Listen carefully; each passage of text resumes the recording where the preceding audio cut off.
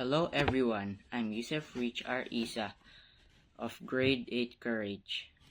Today I'm going to tell you about Saint Augustine, one of the most important figures in Christian history. He was a great thinker, writer, and bishop whose ideas still influence people today. First, let's talk about his early life. Saint Augustine was born in 354 AD in a town called Tagaste, which is in modern-day Algeria. His mother, Monica, was a Christian, but his father was not. As a young man, Augustine was very smart and loved to study, but he also got into trouble.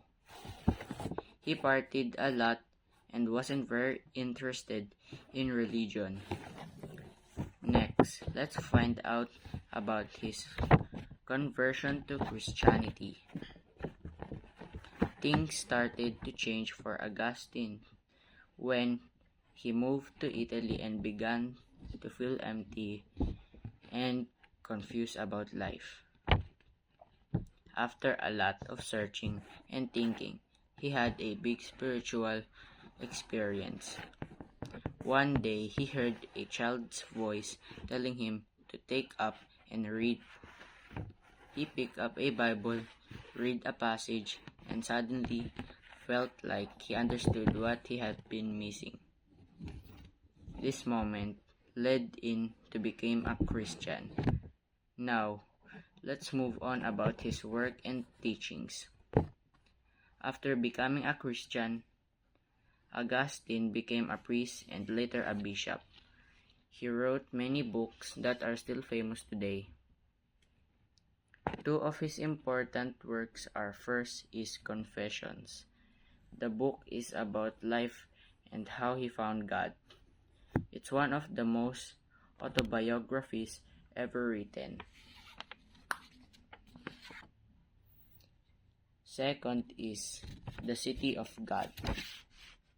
In this book, Augustine talks about difference between the city of God, which is based on love and faith, and the city of man, which is based on selfishness and pride. And the third is legacy. Augustine's ideas have been important for Christians for over 1,500 years. His thoughts on God, faith, and the human heart still help people understand Christianity better. Saint Augustine's journey from a life indulgence to profound and lasting legacy in the Church is a statement to the transformative power of faith and intellect. His writings continue to inspire and challenge us to seek truth and understanding. Whether one is a person of faith or a student of philosophy, Augustine's story is one of immense human and intellectual achievement. Saint Augustine's journey from a troubled young man to a wise and influential Christian teacher shows how people can change and grow.